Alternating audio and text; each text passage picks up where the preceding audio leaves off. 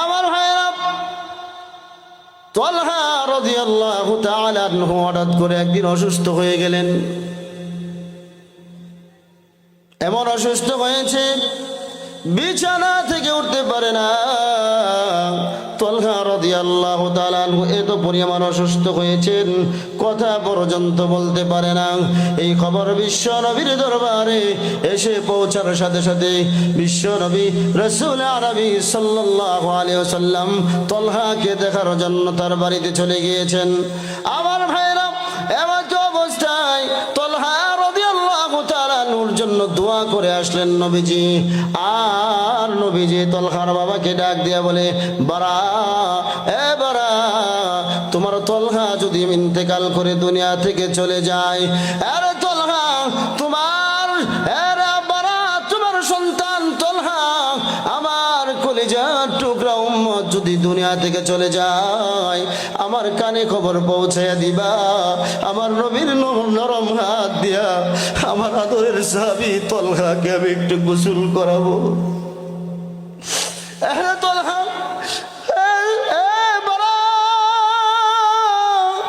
এই খবরটা তুমি আমার কাছে একটু পৌঁছায়। আমার নবীর হাত দিয়া রে আমার তালহাকে আমি একটু গোসল কইরা এই নরম হাত দিয়া তালহার গায়ে আমি কাপড়গুলো পরাইতে চাই। বারা, আমার তালহাকে আমি কাফন পরাইয়া বুকের মাঝে জড়াইয়া কবরস্থ করতে চাই। বারারে, আমার তালহা কি পরিমাণ ভালোবাসা আমাকে দেখাইছে। মুসলমান আল্লাহর গোলাম, এত পরিমাণ ভালোবাসা নবীর প্রতি কেন রে? তারা দিন বোঝার কারণে, তারা কোরআন হাদিস বোঝার কারণে এত পরিমাণ নবীকে ভালোবাসে। আমরা তো আজকে দিনই বুঝতে চাই না, দিন শিখতে চাই না। এই জন্যই তো আল্লাহ রাব্বুল আলামিন প্রত্যেকটা নর-নারীর উপর দিন শিক্ষাকে ফরজে আইন করে দিয়েছে। তালহা ইন্তেকাল করলেন। ইন্তেকালের পূর্বে বাবাকে হাত ধরে ওসিয়ত করে গিয়েছেন, বাবা, ও বাবা, তোমার কাছে আমার ওসিয়ত, আমি যদি দিনের বেলা মারা যাই তাহলে আমার নবীকে খবর দিও। আমার নবী দিনের বেলা আসতে কোনো সমস্যা হবে না। আর যদি আমি রাতের বেলা মারা যাই তাহলে নবীকে আমার মৃত্যু সংবাদ শোনায়ও না। কারণ আমার মৃত্যু সংবাদ যখন নবী শুনবে, পাগলের মতো ছুটে আসবে আমাকে দেখার জন্যে। বাবা ডাক দেয়া কয়, কেন রে তালহা, তোমাকে এত পরিমাণ নবীজি ভালোবাসে, তুমিও এত পরিমাণ ভালোবাসো, তোমার মৃত্যুর সংবাদ রাত্রে হলে জানাবো না, কারণ কি আমি জানতে চাই।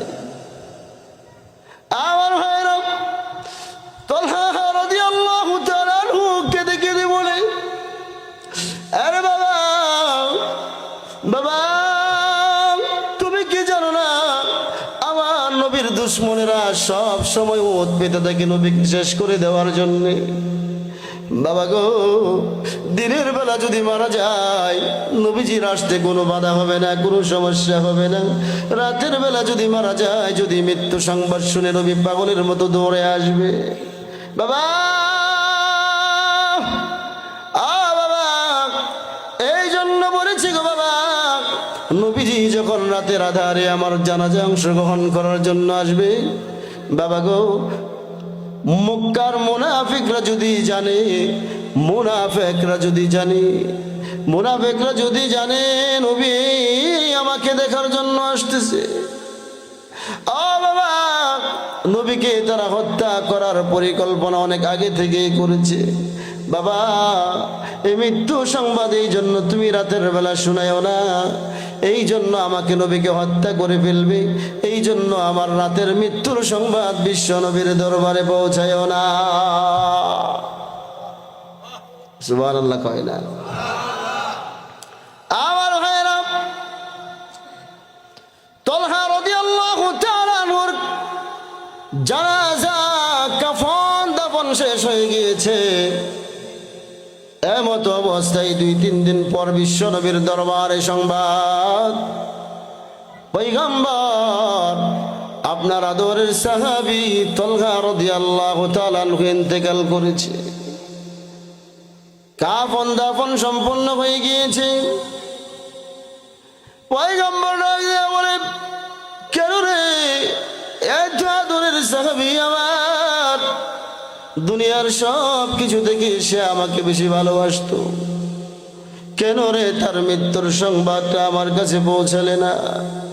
বারা রাদিয়াল্লাহু তাআলা আনহু ডাক দিয়ে বলে, পয়গম্বর আমার হাত ধরে ওসিয়ত করে গিয়েছি, দিনের বেলা যদি মারা যায় আপনাকে যেন সংবাদ পৌঁছাই, রাতের বেলা যদি মারা যায় সংবাদ না পৌঁছাইতে বলেছেন। কেন গো নবীজি, আপনি যদি রাতের বেলা ঘর থেকে বের হন তলহার জানাজার উদ্দেশ্যে, মুনাফিকরা যদি আপনাকে মেরে ফেলে, এই জন্য আমার তলহা আমাকে ওসিয়ত করে গিয়েছে। মুসলমান, এত পরিমাণ ভালোবাসা ছিল।